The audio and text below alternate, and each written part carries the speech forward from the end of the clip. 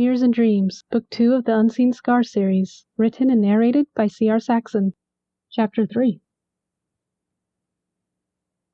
A beep from his mounted screen cut through the music. Putting the histories aside, every thought and worry Ferdinan was incompetent to fix flooded in. His apprentices, that voice, his prince, even eating this stupid nutrition bar felt impossible. Everything crushed him, pushing him further toward ultimate failure.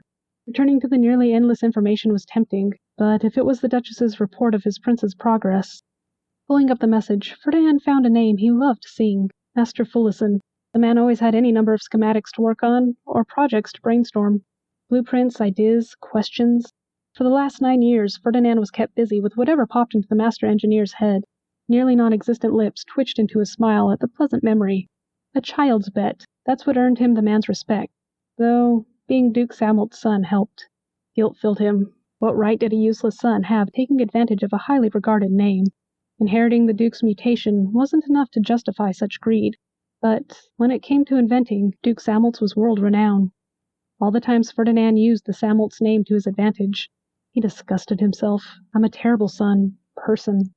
The attached blueprints for the prototype caught Ferdinand's attention. Interesting. Building machines to build machines was Master Ferdinin's specialty. One Ferdinan took advantage of too many times. The guilt grew, crushing him. Another beep came. This one followed by silence. Are you really so great, freak? Ferdinan swallowed hard. I know what I am. Really? I know. I don't know how to change. Why do you exist? I don't know. I'm sorry. I wish I didn't. The world wishes you didn't. Swallowing hard, Ferdinan braced himself until the unwanted memory subsided. I should have never been born. Your family could have enjoyed a good, capable, reliable child instead of being cursed with your filth. I know. I'm a disappointment, a defect. You aren't even that much. Nearly transparent crystal blue eyes turned to the window. Ferdinan chewed on his lip to keep it from trembling. Switching out earpieces, he activated the charged one. It's right. Why do I exist? Everyone would be happier, safer if I... No. I can't do that. I can't fill everyone that way. It's not allowed. Stop wanting. A crazed smile popped into existence an inch from his face. I want to play with my awesome friend. Ferdinan jumped back, his healing body unhappy at the sudden movement. How does she do that? There was no stopping the soft smile taking over his lips. She came back. No matter how little he deserved it, she was here again. Whatever he did to drive her away, he needed to make sure not to do it again. You'll never clear your mind in here. Clear my mind? Great idea. Shouldn't you be in class? You aren't. Why should I be? I finished my core classes. Exotic green eyes swallowed Ferdinan whole, telling him it was her secret, not his. Where to today? My island. The answer burst off Ferdinand's tongue before he could think. So early in the day, she teased.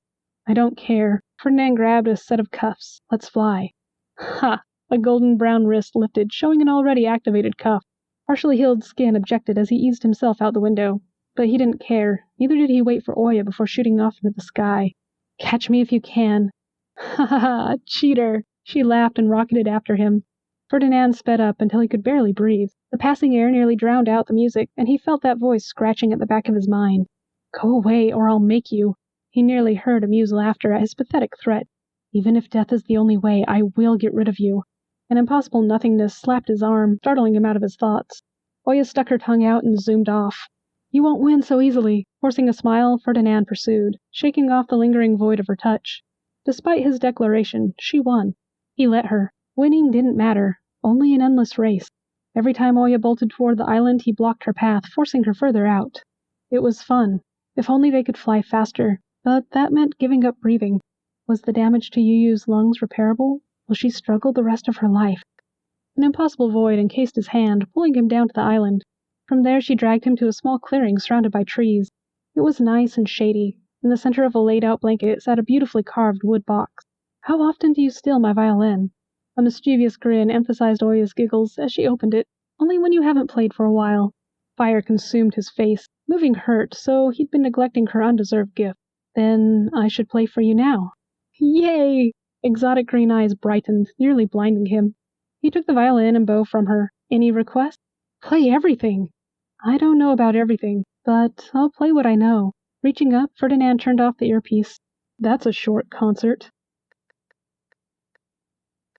His little joke made her giggle. I wish he was silly more often. If only Ferdinand's bleeding chest and darkened mind would heal. How much of this is an act? She couldn't fault him for pretending. Her entire life was a performance. Bony hands lifted the bow. Oya sucked in a breath, waiting for him to strike the first note. Show me your heart, dear friend. A smile painted itself across his face, and mischievousness flashed in those nearly transparent blue crystals. A lively jig sprung to life. Laughter rang out as her hands clapped in time. Jumping to her feet, she danced.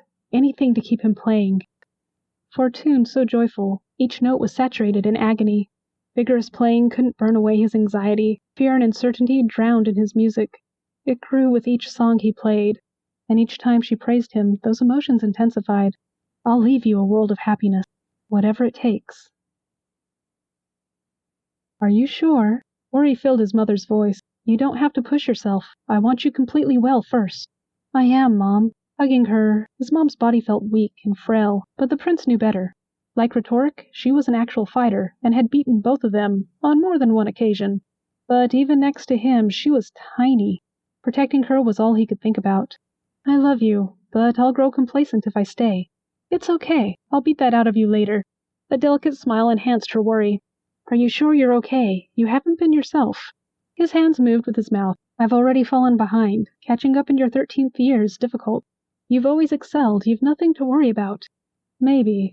A knock interrupted them. Both bowed when the general walked in. Tanalia, I apologize. I thought you were arriving later. The queen straightened. No need, Amria. A meeting was cancelled. I apologize, but I need to brief my heir. Looking from mother to child, the general added, Was I interrupting anything? No. A sad smile stretched Amria's lips. Only my failed attempts at getting him to stay longer. Turning to the prince, Tanalia raised an eyebrow. You turned your mother down? Yes, ma'am. Good. You understand your place. Apologetically, Tanalia turned to the queen. Mind if I steal your son? Of course not, sister. Giving the general a hug, Amria left her son's room, closing the door behind her. How may I help you, General? Zephyr tapped his sternum and extended his hand to his aunt. Unfortunately, this is a family matter. Tanalia made her way to the sofa. At her beckoning, Zephyr sat next to her. What's on your mind, Aunt Tanalia? You missed a lot. The events of the Family Week celebration rolled off Tanalia's tongue. Those burns were gruesome, but that's not what concerns me. That selfish child? Impossible. Zephyr's fist clenched and wouldn't move. Tanalia said she saw it happen, but he couldn't believe it. What concerns you? He's covered in scars. She watched Zephyr closely for a reaction. You didn't know? The prince's hands answered along with his tongue. I haven't seen his skin. He doesn't swim and always wears multiple layers, but he's clumsy, so I'm not surprised. Those weren't self-inflicted, and some were fresh. Really? The prince sat back. Keeping the selfish boy in line was the bane of Zephyr's existence, but the athlete never left a mark. Was Ferdinan making people mad enough to attack him? But he usually stayed hidden in his lab. What's happening at school? Tanalia pressed. Nothing that I know of. Zephyr shrugged, pinky waving side to side. He's unsocial and keeps to himself. Hear me. I want this to stop. Yes, ma'am. I'm not even back and he's causing me trouble. I'll look into it. Zhao? Already? Zhao turned to face his guest. John looked nervous, as if facing the unknown. Ah, John, have a seat. Doing as he was told, the growing giant sat across from the science lead. How are you doing? I'm fine. A yawn seized Zhao. Little tired, but fine. Bottling everything up isn't good. Do I seem like that kind? Yeah. Leaning forward, John locked onto Zhao's blue-black eyes. Not mourning, not allowing yourself to feel. That's why Ferdinand's the way he is. A flame of resentment scorched across Zhao's chest, but he kept it off his face. Ferdinan did nothing wrong, but his heart blamed the tinkerer. It was illogical, impossible. But Ferdinan shouldn't have left Rura behind to become like that. Her burnt remains filled his mind. He couldn't have known she was there. Even if he did, she died instantly.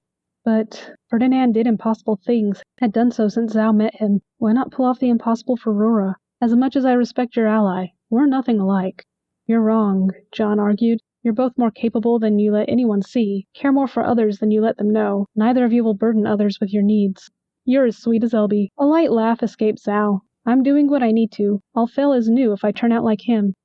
Okay. John frowned but moved on. Please tell me this super important thing we need to talk about isn't Ferdinan.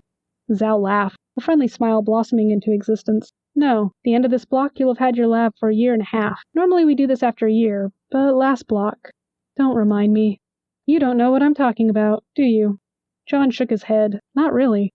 Have I ever told you how much I love you, John? Zhao chuckled. I wish we got more Oishians. You earned your lab a year ago. I'm to take on an apprentice. What? I thought so. He was only worried about catching up to Ferdinan. You saw that oven and stopped there, didn't you? No? Yes. John shrugged. No one's approached me to take them on. That's not how it works, thou wink. Since things weren't set up last block, you'll be assigned an incoming thinker next academic year. The substituting for other mentors is great practice. Regardless, there's paperwork. I don't think... A chime from the mounted screen interrupted John. You're great with people. I know at least a dozen students who've praised your teaching skills in the kitchen. Mentoring a first year isn't that different. As you know, you'll work with them for 2 years. John's eyes jumped between Zhao and the screen. The message can wait. Sorry, John, you aren't getting out of this. I'm already short a mentor. True, John hesitated. I know I should offer my services, but...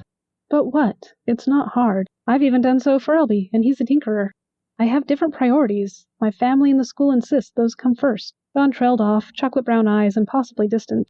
Ferdinan, how do you feel about that? Just saying the tinkerer's name, Zhao's chest burned. Rura's charred remains, endless condolences. Children shouldn't die. But she did, and millions more a few months before her. So much death. Zhao breathed out slowly, fighting thoughts he didn't want. Annoyance, frustration, and other emotions overwhelmed John, and he didn't bother hiding it. It doesn't matter. It needs to be done. And honestly, I can't stand seeing him like this. Really? But John looked surprised by that last statement, too. Patiently, Zhao waited for the younger thinker to process his thoughts and feelings. Between Ferdinan and classes, I don't have time or energy for another task. I can't believe you're doing so much. I apologize. John stood to leave. You should get that. I know your plate's full, and I should get to class. Sit, Zhao commanded. I'll check it if it helps you focus on this meeting. The classes don't start for 20 minutes, so I have you for 15 more. A timid nod signaled John's surrender. The sender was completely unexpected. Prince Zephyr? Zhao knew of the boy, but they rarely interacted. What? Prince Zephyr messaged me. What does he want? Hearing his ally's name sparked John's curiosity. He's asking about the fire. He wants me to confirm what happened. Zhao's face scrunched a little as he pushed his sister's remains from his mind again. He's having difficulty believing his cousin saved those two. Two? Zhao looked up and studied his perplexed charge. You stood by me when he leapt out the window with Elby and Yu. He leapt out with Yu. Oya had Elby. Oya? She was on my other side. You've really rewritten that in your mind. Oya ran up with you and your brothers, remember? Confusion blanketed John, but he nodded. Concern radiated from him.